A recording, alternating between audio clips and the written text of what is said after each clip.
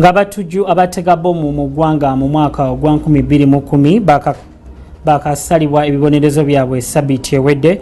Olwaleero tusobodde okwejjukanya kw'ebyo byaliwo mu mwaka ogwo nga tuwalina yamu ne bakaawonawo b'ekibambulira kino.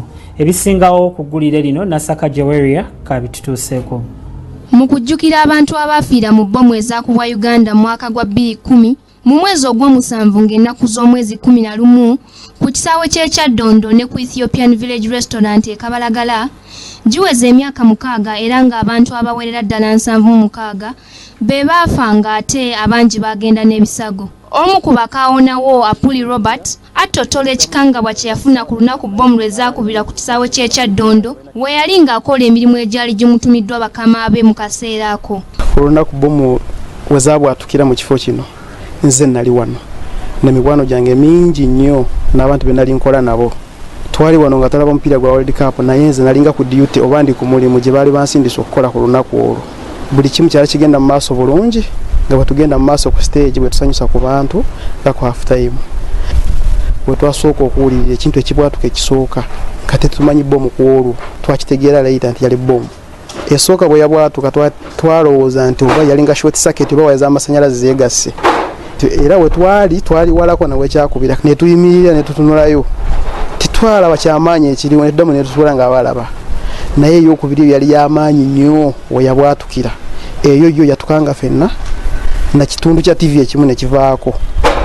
Annyonnyola nti ekitta abantu kino kyatwaliramu ne mukwano gw'enfaafe oluvannyuma lw'akamu ku bupapajjo bwa bbomu ezaakubwa okumuyingira mu bwongo. Abasawo ne bategeeza nti tebasobola kukamugjamu wabula okumuleka n'afa. Ezikamande bajja ne batugamba Kasumaali oyo Peter Byekwaso kale teyali yamutegeera ayina ka ID ke bategeera nti ali mu intensive care unit International Hospital Kampala IHK. Ne tugenda ffenna ne batugamba yali ko life support machines engeri gye mu ICU naye ne batugamba nti waliwo ekyononese. Ne batugamba abasawo mu lulimi olwabwe ne batugamba waliwo fragment eyamuyingira mu bwongo nga nzibu yakujjayo kitegeeza ali nga yali mukoma kumpi alinga omufu. Finally ne batugamba nti tebalina kye basobola okukola tebalina kye basobola okuzzaako kwe kumuvaako era baamutana afa. Agaseeko nti oluvannyuma lw'entiisa eno yafuna okukosebwa ku bwongo era okutereera yamala kufuna kubuulirirwa okuva mu bakugu. Kati awo we nayitanga wano wenyini wano Ekyaddondo nga mpitaawo nga ku shoprite ampulira ng'omutima gwesika kasitegeera kigenda mu maaso. Buli wendaba wali obutebe obungi wona mpulira nga neekanga bwekanzi manjagala mpite ebbali mbasagala kuyitayo.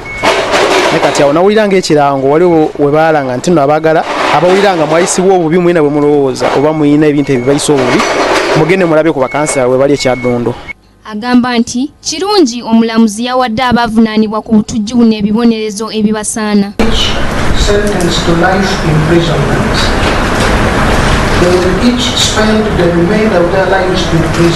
Ng'omulamuzi yakawa ensalawo ye n'ebibonerezo eri abo abagambibwa okubanga be bakuba bbomu mu ggwanga mu mwaka gwa 2010 bakaawonawo batunnyonnyola ki ekyaliwo ku lunaku olwo ku kisaawe ky'Ekyaddondo era nga lyalina ejjinja eryazimbwa mu kujjukira abo bonna abaafiira mu kittabantu.